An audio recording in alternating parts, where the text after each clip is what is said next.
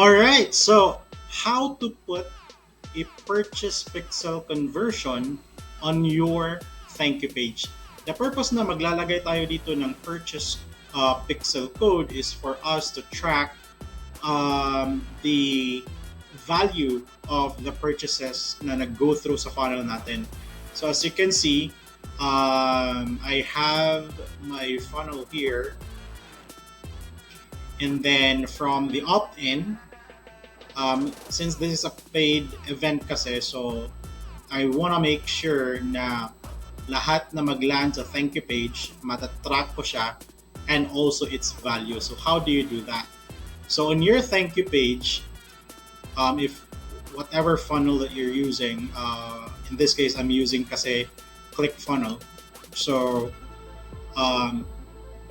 meron na tong general pixel, the Facebook pixel is already installed here, but the purchase pixel code is a different code na you want to put on your thank you page para accurate yung tracking ng purchases mo, since this is a paid event. So how do you do that? So first is search muna natin yung Facebook purchase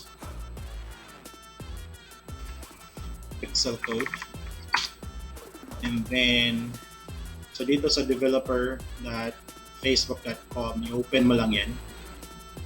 So this is for conversion tracking, and then ito siya. So depende sa value ng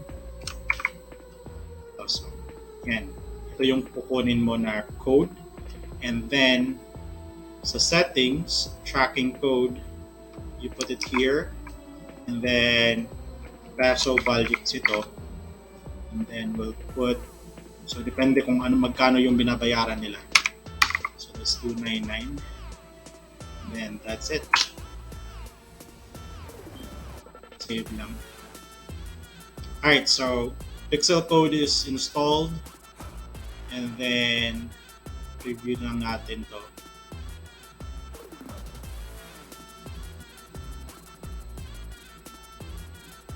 Thank you.